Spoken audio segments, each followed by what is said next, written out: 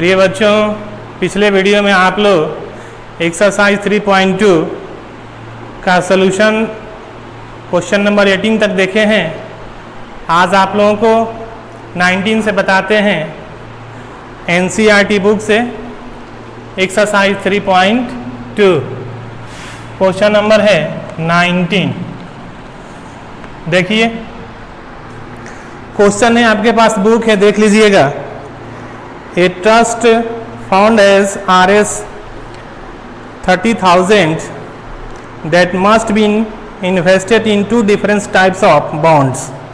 ठीक है, the first bond pays 5% interest per year and the second bond 7% interest दिया हुआ है।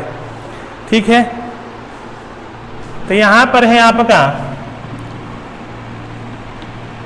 30,000। ठीक है, आरएस कितना है तो 30,000 रुपीज है ना, आरएस दिया हुआ है इतना। इसको क्या कह रहा है कि two different types of bond में इसको इन्वेस्ट करना है। ठीक है, तो मान लेते हैं कि फर्स्ट बॉन्ड कितना है तो X है और सेकंड बॉन्ड कितना है, इसी को इन्वेस्ट करना है। तो सेकंड बॉन्ड मान लेते हैं 30,000 माइनस X मान लिए। पहला बॉन्ड कितना मान लिए X और दूसरा बॉन्ड मान लिए कितना 30,000 माइनस X। अब क्या करते हैं, इन बॉन्डों को एक रो में लिखते हैं। ठीक है, कैसे लिखते हैं, मैट्रिक्स A है, इसको हमने X 30,000 माइनस X एक रो में लिख लिया। आप लिख सकते हैं कि माना कि पहला बॉन्ड X है और दूसरा बॉन्ड 30,000 माइनस X। इन बॉन्डों को A एक रो में लिखते हैं, या लिखा गया है। ठीक है, इसके बाद है इसके इंटरेस्ट दिए हुए हैं, 5% इंटरेस्ट है और 7% इंटरेस्ट दिया हुआ है। ठीक है, तो इनके प्रतिशत इंटरेस्ट को क्या करते हैं, B एक कॉलम में लिखते हैं। कितना परसेंट है तो 5% है और 7% है, हमने लिख दिया। ठीक है, फिर क्वेश्चन से है आपका, क्वेश्चन देखें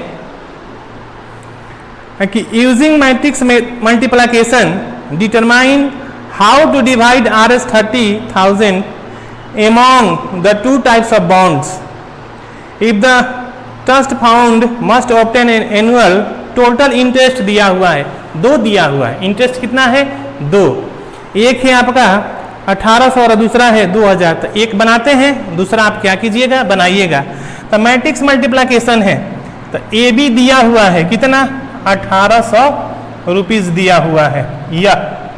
ठीक है, और 30,000 है जिसको कितने टाइप से डिवाइड करना है तो 2 भागों में। तो पहला बॉन्ड हो गया X और दूसरा बॉन्ड कितना मान लिए हैं 30,000 माइनस X। इन बॉन्डों को ए एक रो में लिखते हैं तथा इनके इंटरेस्ट को B एक कॉलम में लिखते हैं, और टोटल मल्टीप्लिकेशन दिया हुआ है, एक है 1800 और दूसरा दिया हुआ है 2000। तो 2 आंसर इसके होंगे, एक हम बनाते हैं, दूसरा आप खुद बनाएंगे। तब यहाँ देखें मल्टीप्लिकेशन क्या है, तो X 30,000 माइनस X और B का वैल्यू है 5% 7% और टोटल कितना दिया हुआ है तो 1800। ठीक है, अब क्या करते हैं, X 30,000 माइनस X, यहाँ इसको बना लेते हैं 5/100 7/100। उसके बाद मल्टीप्लाई करते हैं, मल्टीप्लाई करेंगे इससे। ठीक है, अब इसमें देखेंगे जो मल्टीप्लिकेशन के रूल को नेसेसरी जो कंडीशन है उसको यह फॉलो करता है, इसलिए मल्टीप्लाई जो है संभव है। इससे मल्टीप्लाई करते हैं, first row first column 5x upon हो गया 100 प्लस इसे मल्टीप्लाई करेंगे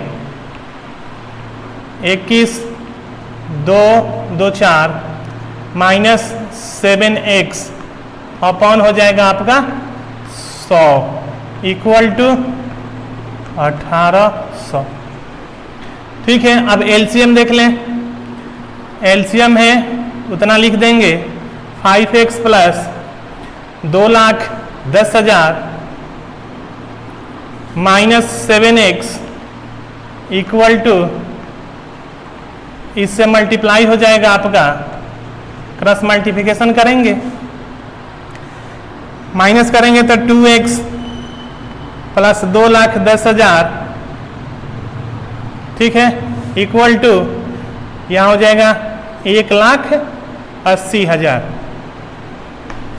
ठीक है, इसको इधर करते हैं, माइनस 2x इक्वल टू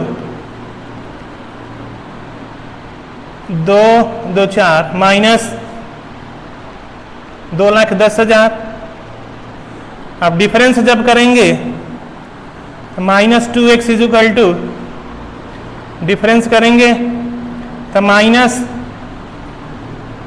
30,000, ये कट गया माइनस से माइनस, ये 2 से कट जाएगा, कितना हो जाएगा 15,000। कितना हुआ 15,000 हुआ। आप इसको नोट कीजिए, 15,000 हुआ, अर्थात फर्स्ट बॉन्ड कितना है तो 15,000 है। इसको नोट कीजिए, फर्स्ट बॉन्ड आपका कितना निकल गया, x का वैल्यू अर्थात यह फर्स्ट बॉन्ड है RS से निकल गया 15,000। और तो सेकंड बॉन्ड कितना हो जाएगा, सेकंड बॉन्ड माने है ना, सेकंड बॉन्ड हो गया आपका 30,000 में से इतना घट जाएगा तो RS 15,000। तो दोनों बॉन्ड निकल गया। और टोटल कितना है, टोटल कितना है तो 30,000 दिया ही है तो 30,000 हम निकाल दिए। ओके, आप इसको नोट कर लीजिए। दोनों बॉन्ड, फर्स्ट बॉन्ड हो गया इतना और सेकंड बॉन्ड भी निकल गया, टोटल करेंगे तो 30,000 हो जाएगा आपका, यही निकालना है, कंफर्म हुआ। आप इसको नोट कर लीजिए। इसके बाद देखें क्वेश्चन नंबर 20 नंबर है। बुक आपके पास अवेलेबल होगा, आप मिलाएंगे। क्वेश्चन है, the book shop of a particular school has, दिया हुआ है 10 डजन केमिस्ट्री का books, 8 dozen physics books, 10 dozen economics books, their selling price दिया हुआ है। तो find the total amount of book shop will receive from selling all the books using matrix algebra. ठीक है, क्या करते हैं कि जितने भी यहाँ दिया हुआ है बुक्स, उस बुक्स को हम क्या करते हैं कि एक रो में लिखते हैं और इनके जितने भी सेलिंग प्राइस है, सेलिंग प्राइस को एक कॉलम में लिखते हैं और यूज़ करते हैं मैट्रिक्स मल्टीप्लिकेशन के। इससे आपका रिजल्ट जो है क्लियर हो जाएगा। टोटल पूछ रहा है तो मान लेते हैं ये एक रो है जिसमें इसके बुक्स को हम लिखते हैं। बुक्स कितना है तो पहला है 3 डजन, तो ये हो जाएगा केमिस्ट्री का है तो 120। यहाँ हो गया आपका 96, 8 डजन है, यहाँ पर है 10 डजन, फिर हो गया आपका 120। निकाल लिए, टोटल बुक्स निकाल लिए। अब है सेलिंग प्राइस को मान लेते हैं रो में, सॉरी कॉलम में मानते हैं। तो कॉलम दिया हुआ है RS कितना 80 रुपीज़, 60 रुपीज़ और 40 रुपीज़ दिया हुआ है। अभी निकालना है फाइंड द टोटल अमाउंट्स। तो टोटल अमाउंट्स अर्थात ए बी निकालना है। ए बी मल्टीप्लाई कर लेते हैं, 120 96 120 मल्टीप्लाई हो गया आपका 80 60 40। ओके, हम मल्टीप्लाई करेंगे फर्स्ट रो फर्स्ट कलम 12 बटे 96 हो गया, 96 पे 20 प्लस 4 के 36 हो गया, 6 हासिल हो गया 3, उसके बाद हो गया 9 छक 54 3 57 57 पर 10 प्लस 12 चौक 48 पे 20। कोई दिक्कत नहीं है। अब इसको ऐड कीजिए, 0 0 0 हुआ, 0 6 तो यह हो गया 6, 8 7 15 15 6 21 के 1 हासिल हो गया 2, 4 5 9 9 18 18 2 20। ओके, तो ये हो गया RS इतना rupees total amount clear, answer हो गया। कोई दिक्कत इसमें? सबसे पहले जो भी डजन दिया हुआ है उसको 12 से मल्टीप्लाई करके टोटल बुक्स हमने निकाल दिया कितना बुक है। उसके बाद इसका सेलिंग प्राइस दिया हुआ है, उसको B मान लिए, कॉलम में माने, बुक्स को रो में मान लिए, और उसके बाद टोटल अमाउंट निकाल दिए। अर्थात टोटल अमाउंट मल्टीप्लाई करने के बाद निकलता है, इसको मल्टीप्लाई करके निकाल दिए। नो डाउट, आप इसको नोट कर लीजिए। अब क्वेश्चन है आपका, क्वेश्चन नंबर है 21 नंबर क्वेश्चन।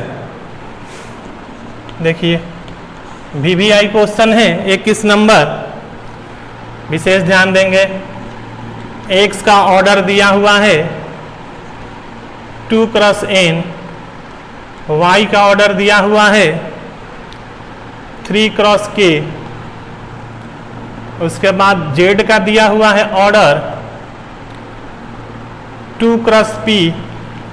ओके, उसके बाद W का दिया हुआ है ऑर्डर n क्रॉस 3, P का दिया हुआ है ऑर्डर P क्रॉस k। यह दिया हुआ है टोटल, पहला है 2 क्रॉस n, ओके, उसके बाद 3 cross k, 2 cross p, n cross 3 और p क्रॉस k। वैल्यू निकालना है आपका, यहां दिया हुआ है py प्लस wy। इसी का क्या करना है, वैल्यू निकालना है। ये क्या होगा निम्न में से? ऑब्जेक्टिव क्वेश्चन है, VVI है आपके लिए, एकदम VVI है। यह क्वेश्चन जो है कन्फर्म एग्जाम में आते हैं, इसको आप ध्यान से देखेंगे। इस टाइप से भी आ सकते हैं, कोई जरूरी नहीं है कि यही क्वेश्चन आएगा, लेकिन इस क्वेश्चन से एग्जाम में ऑब्जेक्टिव क्वेश्चन आते हैं। अब देखें, यहां देखिए P का ऑर्डर कितना है, P क्रॉस K दिया हुआ है, ओके, यहां दिया हुआ है। और Y का कितना है, Y का ऑर्डर है 3 क्रॉस K, कोई दिक्कत नहीं है। प्लस W का दिया हुआ है ऑर्डर कितना है, W का ऑर्डर ऐसे मान लेते हैं, कोई दिक्कत नहीं है आपको। W का ऑर्डर कितना है, n क्रॉस 3, और Y का क्या मान लेते हैं, Y का 3 cross K। No doubt, doubt है इसमें? नहीं। आप देखें, जब भी मल्टीप्लाई करेंगे, आप देखें इसमें क्या रूल है। रूल क्या है कि फर्स्ट मैट्रिक्स के क्या होना चाहिए, कॉलम की संख्या सेकंड मैट्रिक्स के रो की संख्या के इक्वल होना चाहिए, है ना। तो इससे तो कंफर्म हो गया कि K इक्वल टू कितना होना चाहिए, 3। तो हमारा जो ऑर्डर मिलेगा किसका, PY का, ऑर्डर ऑफ PY कितना हो जाएगा, P क्रॉस K। ओके, फिर यहां देखिए यह इक्वल है, 3 इक्वल 3 है, तो यहां प्लस है ऑर्डर ऑफ किसका, WY का ऑर्डर कितना हो जाएगा आपका, n क्रॉस K। ओके, यहां तो आप समझ लिए। आकि मल्टीप्लाई के लिए हम लोग क्या करते हैं, आकि फर्स्ट मैट्रिक्स के कॉलम की संख्या सेकंड मैट्रिक्स के रो की संख्या के इक्वल है, तो इक्वल हो गया k इक्वल टू 3। ओके, ये सत्री कंडीशन। तो जो पी वाई मल्टीप्लाई करेंगे तो उसका ऑर्डर कितना होगा, order of P Y P cross K हो जाएगा, जो बचेगा कंफर्म। इसके बाद यहाँ 3 इक्वल टू 3 है, फर्स्ट मैट्रिक्स में कॉलम की संख्या 3 है और सेकंड मैट्रिक्स में 3 है, तो यह इक्वल है। तो इसका ऑर्डर कितना होगा, डब्ल्यू वाई का ऑर्डर कितना हो जाएगा, एन क्रॉस के। अब देखें क्या होना चाहिए, अब इसमें है आकि प्लस है, तो प्लस के लिए क्या होता है आप खुद जानते हैं, जब ऑर्डर इक्वल हो, ऑर्डर जब इक्वल होता है तभी ना एडिशन होता है।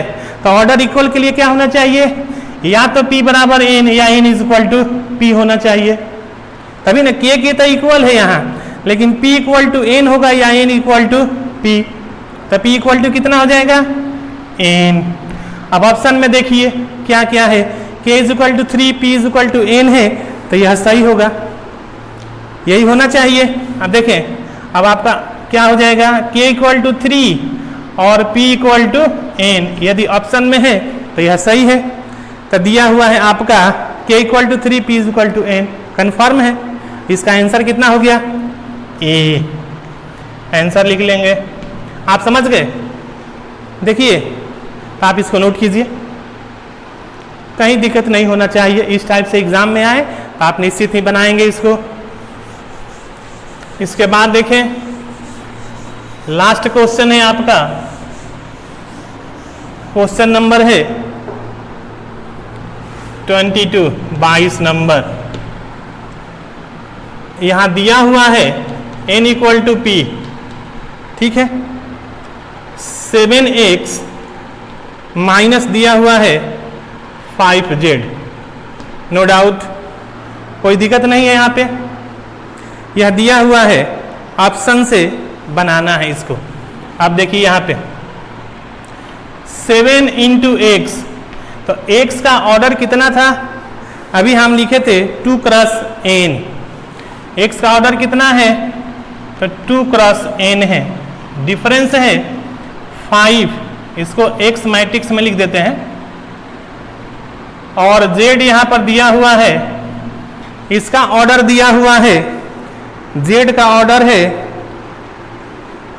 यह हो गया आपका 2 क्रॉस n, 3 क्रॉस के 2 क्रॉस p, क्या है 2 क्रॉस p, नो डाउट। अब डिफरेंस के लिए रूल क्या है, डिफरेंस के लिए रूल वही है जो एडिशन का है, और डिफरेंस और सब्सट्रैक्शन का भी वही रूल है जो एडिशन का है। जब ऑर्डर इक्वल है तब आप ऐड कर सकते हैं, सब्सट्रैक्ट कर सकते हैं, डिफरेंस कर सकते हैं। तब यहाँ देखिए फर्स्ट तो है दिया हुआ, क्वेश्चन से आप देखेंगे कि क्या क्या दिया हुआ है।